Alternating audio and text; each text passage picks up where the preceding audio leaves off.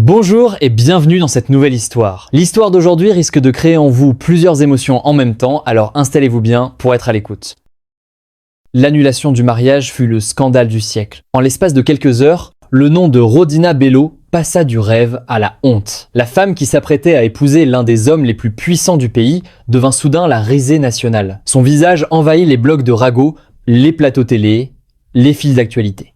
On disséquait sa robe, son ambition, ses larmes. On riait de sa chute avec une cruauté presque jouissive. Elle avait touché le sommet du ciel et sa chute avait été spectaculaire. Rodina s'enferma dans le luxueux appartement que Monsieur Andrews lui avait offert pendant leur fiançailles. Un espace vaste, froid, décoré de marbre et de silence. Chaque meuble, chaque tableau, chaque vue sur la ville lui rappelait ce qu'elle avait perdu. Elle errait d'une pièce à l'autre comme une âme enragée, son esprit noyé dans l'humiliation et la colère. Elle avait été si proche de la vie qu'elle estimait lui être due. Une vie de prestige, de reconnaissance, de pouvoir. Et tout avait été détruit par une fille sortie de nulle part. Amara, une enfant du passé, une ombre, un fantôme qui aurait dû rester enterré.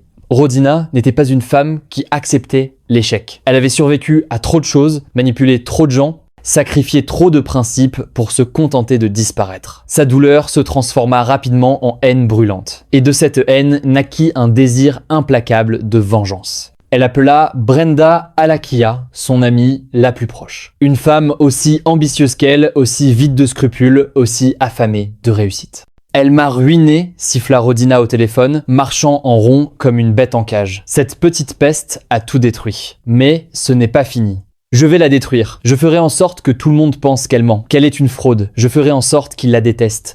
Le plan se dessina dans l'obscurité de cette rage. Rodina savait qu'elle ne pouvait pas s'attaquer directement à Monsieur Andrews. Il était trop protégé, trop puissant. Mais Amara, elle, était vulnérable, fragile. Tout juste revenue dans une famille qu'elle apprenait encore à connaître. C'était là qu'il fallait frapper. Avec l'aide de Brenda, Rodina mit au point une campagne de destruction minutieuse. Elles payèrent un journaliste sans morale, un homme au bord du gouffre, prêt à vendre la vérité pour quelques billets. Leur consigne était simple, créer un scandale. 2 jours plus tard, l'enfer se déchaîna sur Internet. Une vidéo floue, filmée en cachette, apparut soudainement sur plusieurs plateformes. On y voyait Amara, l'air fatigué, dans le hall discret d'un hôtel, en compagnie d'un homme beaucoup plus âgé, visiblement riche. L'article accompagnant la vidéo débordait d'insinuations malsaines. On suggérait qu'Amara était une escorte connue, spécialisée dans l'arnaque des hommes puissants. On insinuait que sa prétendue rencontre avec son père n'était qu'un stratagème supplémentaire.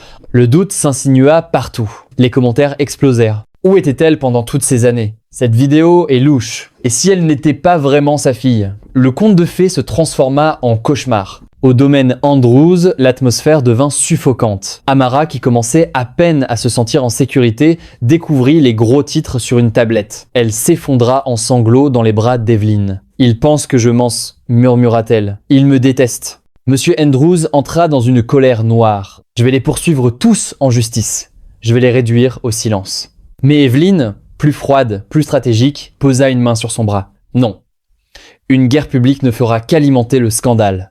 Nous devons couper la tête du serpent. » Elle se tourna vers Victor, son assistant personnel. Un homme discret, méthodique, redoutablement efficace. « Trouve-moi qui est derrière ça. Je veux un nom, des preuves, et vite. » Victor se mit au travail immédiatement. Il remonta la piste du journaliste, analysa ses comptes, ses appels, ses mouvements financiers. En quelques heures, tout devint clair. Un paiement massif avait été versé sur un compte offshore juste avant la publication de l'article. Le compte appartenait à une société écran. Et cette société menait directement à Brenda. Victor démonta ensuite la vidéo image par image. Les erreurs sautèrent aux yeux. Ombre incohérente, artefacts numériques, défaut de synchronisation. C'était un deepfake. Une falsification sophistiquée mais imparfaite. Mais il fallait plus que des preuves techniques. Il fallait une confession.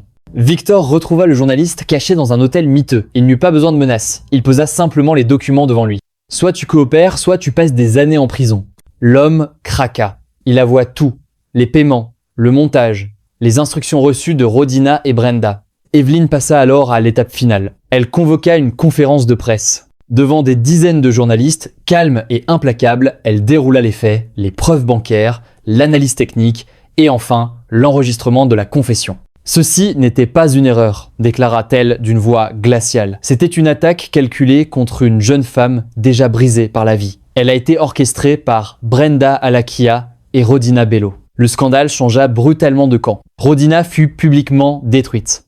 Mais le pire restait à venir. Dans un petit appartement à l'autre bout de la ville, Naomi, la sœur cadette de Rodina, regardait les informations, tremblante. Elle avait toujours vécu dans l'ombre de sa sœur, porteuse de secrets qu'elle n'avait jamais osé révéler. Mais cette fois, la culpabilité la rongeait trop fort. Elle appela le bureau d'Eveline. La rencontre fut discrète. Naomi parla en larmes. Elle raconta l'obsession de Rodina pour Monsieur Andrews. Elle révéla l'impensable. C'est elle qui a organisé l'enlèvement d'Amara. Puis elle ajouta, la voix brisée, et elle a empoisonné sa mère. Le puzzle prit enfin tout son sens. Victor retrouva Moses, l'ancien amant de Rodina. L'homme confirma tout. L'enlèvement, le poison, le médecin corrompu. Les preuves furent remises à la police. Rodina fut arrêtée à l'aube. Le procès fut historique, les témoignages accablants, les preuves irréfutables. Rodina tenta de jouer la victime, mais le juge resta inflexible. « Ce n'était pas de l'amour », déclara-t-il, « c'était de la cupidité et une absence totale d'humanité. »